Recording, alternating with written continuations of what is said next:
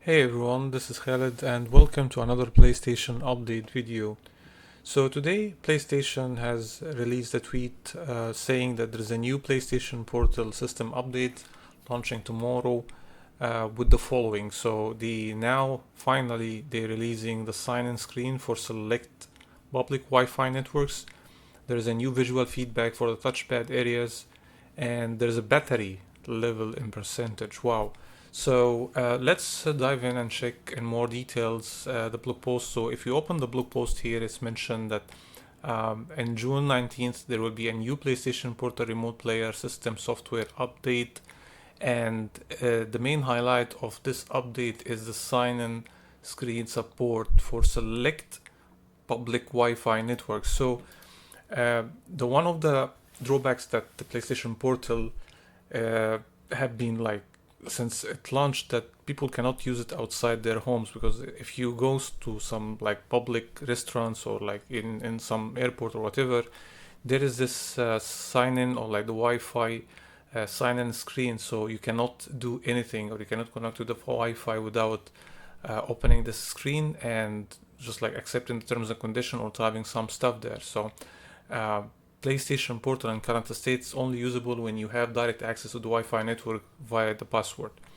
So it's surprising that like Sony didn't like realize that this is an essential thing that to have, especially when this PlayStation Portal is like targeted to use outside home, or you can use it portally in anywhere. So releasing such an update comes with its caveat. So PlayStation understand that if they open up like some sort of web browser inside the PlayStation Portal itself, there is a potential attempt that this device might get hacked through some stuff, or you can even load some retro games from the web browser. So the way that they are proposing to do the sign-in network is like something unique of its nature. So as you can see here, this will be the screen once you try to connect to the network which having the sign-in thing. It will display some sort of QR code which you need to scan it with your smart device. Like if you have a mobile phone with a camera, you need to scan this QR code, which will launch or will open a browser, and you can continue the registration process from there. So you will not be able to enter this information or accept the terms and conditions or something like that. So there is still no browser here.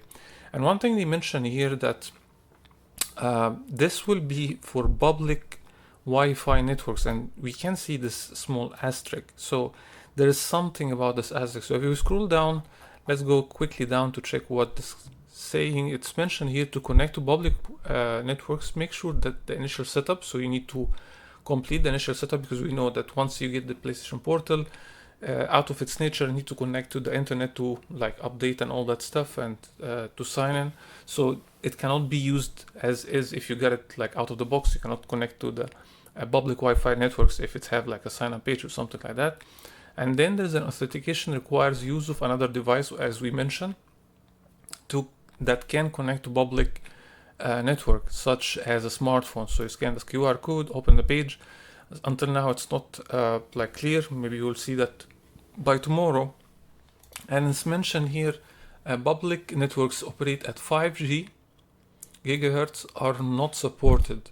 So it looks like there is some restrictions. It will not be available for all the what you can say, all the networks can work with this thing. So it's kind of pain to check that, but yeah, it's a good move that Sony decided to go that way. So we're expecting to see some people get a relief from such an issue, because as people complaining about this thing that they cannot use the device if you're going to some restaurant, something requiring to you fill your information. But the take of Sony, it's kind of kind of weird that you need to use another device to scan the QR code to complete the setup. How it will work and how the authentication still like it's not a straightforward process. So there's a second device need to be involved in that part. For the second update that they are releasing now, there is a new visual feedback. So we know that the PlayStation Portal instead of the touch pad and the controller, they're using this big tablet, and you can use it as a touch. One thing that it was lacking to just like only displaying the square, but now as you can see when you touch, there's like you see the fingerprints or like the finger feedback locations that it's showing here, and this is also one of the things that it's coming to the PlayStation Portal with the new update. And last but not least, the display battery level and percentage. So finally, you don't need to guess how much battery based on the image showing the battery here. You will have the percentage will be displayed on the top, so you can know if the PlayStation Portal requiring a recharge or like an out of the charge soon or something like that. So yeah, this is interesting updates coming from Sony. I believe this is the second update after there was a potential exploit that had been exposed by the Flow. He mentioned that he disclosed this to Sony. Sony patched it in firmware version 2.0.6. We're expecting this to be and version 2.0.7 tomorrow will be dropped. So yeah, we're still waiting for this exploit to be in like a usable form to check if we can really access the PlayStation Portal and check how we can benefit from this device. It's at the end, it's an Android device. Yeah, it's a small memory there, but you can load some apps and you can go from there. One last thing from the interesting news that have been dropped today was a Nintendo Switch Direct. So in Nintendo Switch, they dropped a new ad that Lego Horizon Adventures is coming to Nintendo Switch. So this is from Horizon Zero Dawn.